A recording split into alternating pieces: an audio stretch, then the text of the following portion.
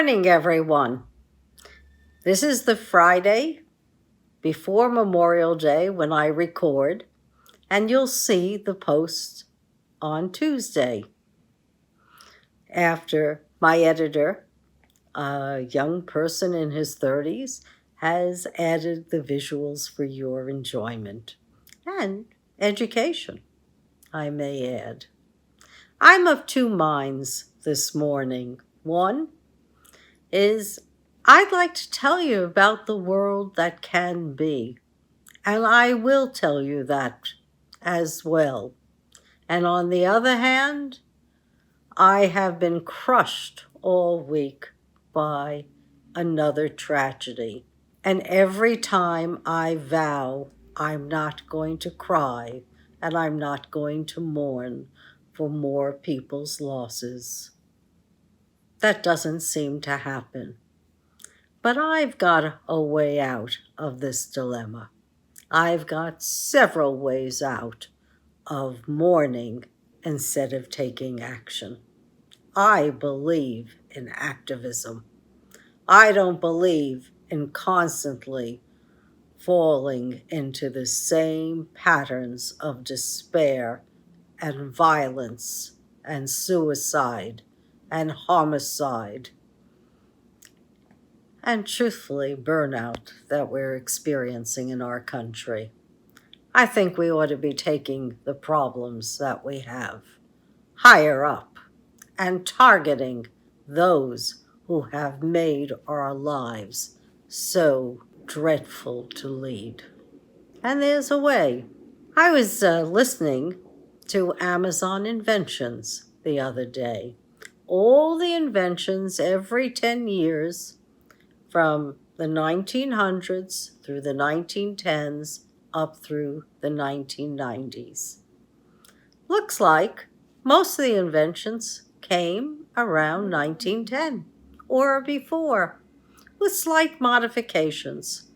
Our way of life is developed upon the cars being developed, airplanes, air flight, air conditioning, transport, trains, you name it. It was all developed by 1910. The assembly lines, radios, and then we just improved upon it. And we've kept improving until we've stopped. We've just done very, very little over the last 20, 30 years. We're coasting, and our monopolies help us to coast even better because it stifles innovation. Well, the industrial age came in around 1900, 1910, lasted for maybe through the 40s when we made tremendous gains in increasing the comfort of people's lives. But now it's time for giant leaps forward. If we stay with the industrial age, we know our planet is burning up.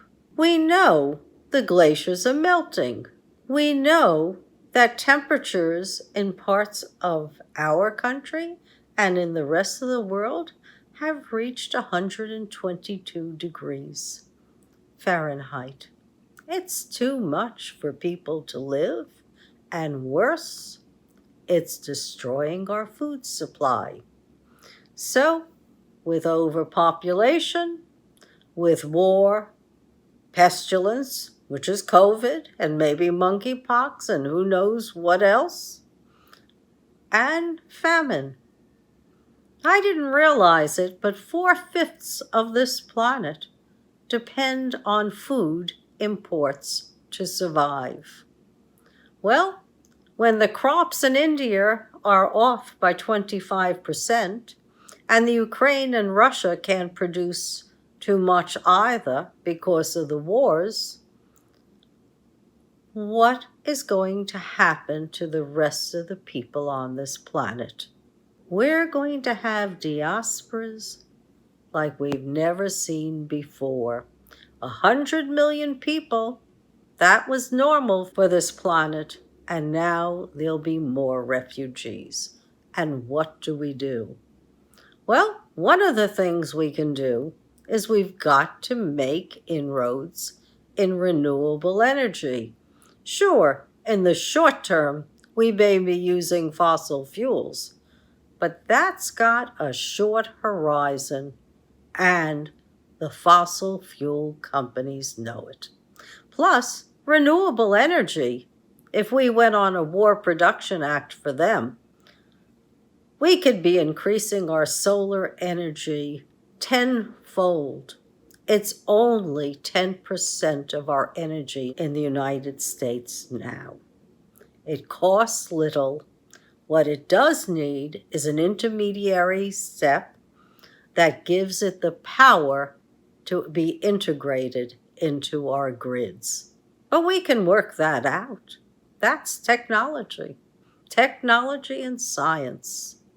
And that is doable. But do it we must for our survival.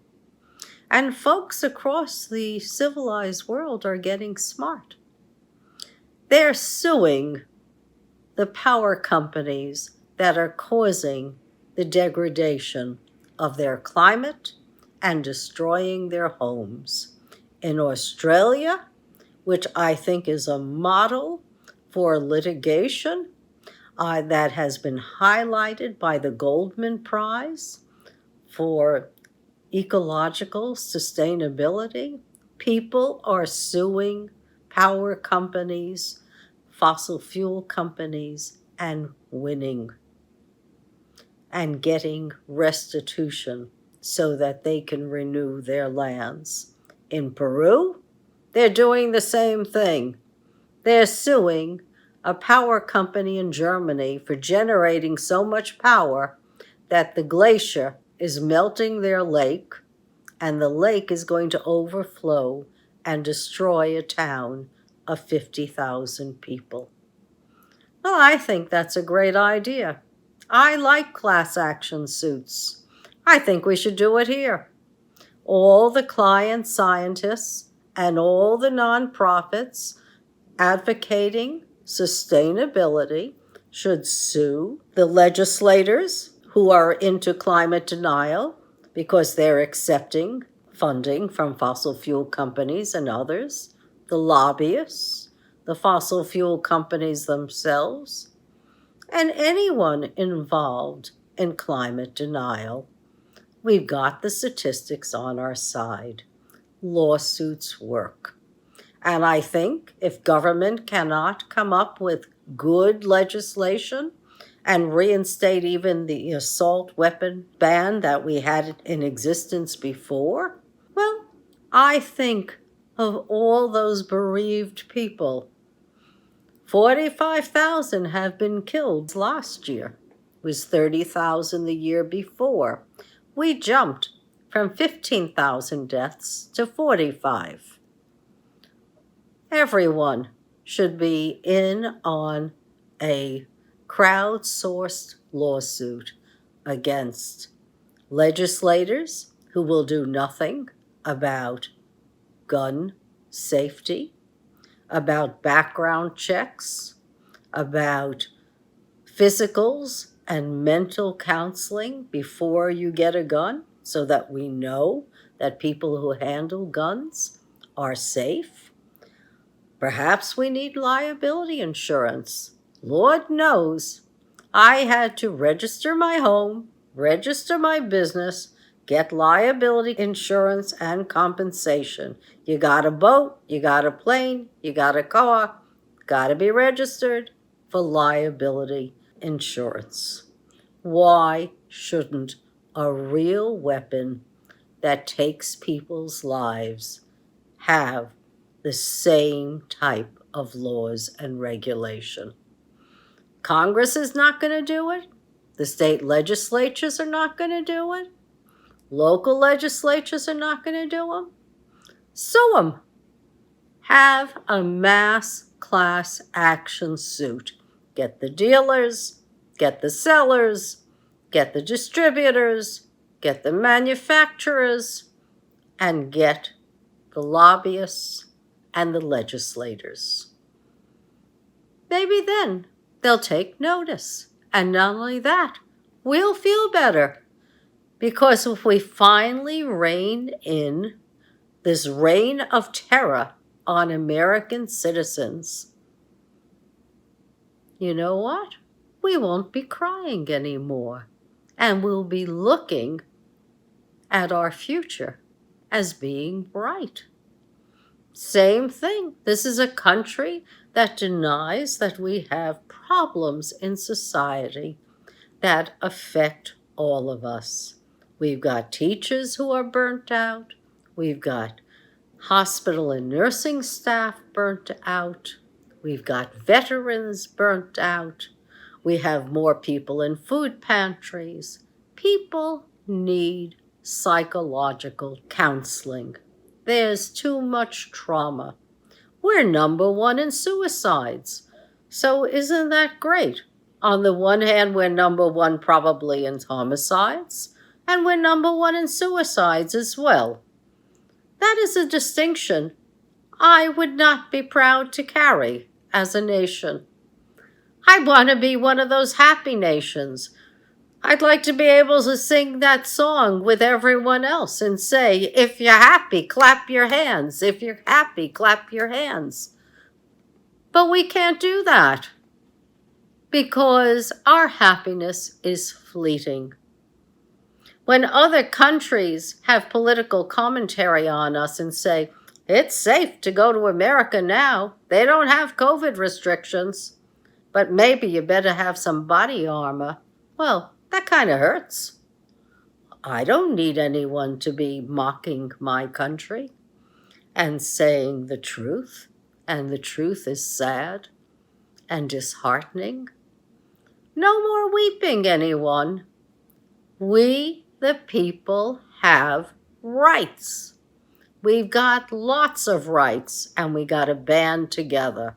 When the Supreme Court overturned the right to go for an appeal on the federal level for wrongful incarceration, well, we've got the Marshall Project, we've got the Innocence Project, we've got Cattell, we've got Unchained in New York.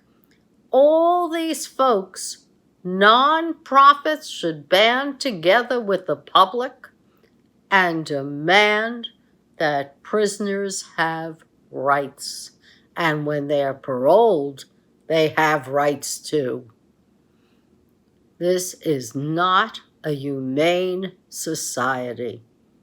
I wouldn't vote for anyone who wasn't humane. I gotta tell you that. I wouldn't vote against my self-interest. Yesterday, I listened to a Hoover program because Condoleezza Rice was on. I don't know who she was going to interview originally, but she did interview Dan Sullivan. And unbeknownst to me, one of my friends asked a question that was actually asked. And she said, what do you think about the lives of legal brown, black, and people of color? Well, Dan Sullivan was so flustered, he's the senator from Alaska. He didn't know what to say. He kept asking the question to be repeated because he didn't want to somehow think that it was an illegal immigrant that she was talking about. But no, she was talking about citizens of color in this country and his feelings. Well, after 3 times of asking to have this question redefined for him, he finally said, oh, I'm for all people. And then, since he's from Alaska, he's busy launching into a speech about how we need more fossil fuels in this country. We're already number one, thank you, Dan. And it also shows us that I think legislators are in good part to blame for the gun violence in this country. They've been talking about black and brown people as if they're all nothing. Just nothing. Well, that's not true. They have families and they touch a lot of people's hearts. And when you destroy them, you are destroying the fabric of Americans. The other day, I was at the Mormon church on a mission to find out my genealogy and when my grandparents came to America. And it said, these are alien immigrants coming to the United States in New York Harbor. But you know, unless you're an American Indian, all of us were alien immigrants to American shores. Sure, my grandparents came here from Le Havre in France after escaping Russia, or what might have been Poland or Ukraine at the time. But there they were in 1906, over 100 years ago. And I have a friend in the DAR who has relatives who go back to the Revolutionary War. But all of us, unless we're the American Indian, we're all immigrants. Some of us have made it better than others, but everyone deserves a chance. This is America, and if we can't get a reasonable way of life for we the people one way, then by golly, I wouldn't march anymore. I wouldn't protest anymore. I would silently get the best litigators in the country, and I would form a class action suit that makes every legislator take notice who would want to harm us. And I would sue them along with the power companies, the manufacturers of guns, the deniers of science, anyone who is destroying our way of life. And the facts and the statistics are on our side. All you have to do is look at the Kaiser Family Foundation for a lot of social injustice statistics. So let's say this is the last time, fingers crossed, we're going to mourn. And let's see, if Congress doesn't do anything, then by golly, it's up to us to sue everyone in the chain who has caused the unwitting death of someone we loved. Thank you for listening. God bless you. And I know there's a better world out there. We just need to unleash the inventive forces among us. Take care.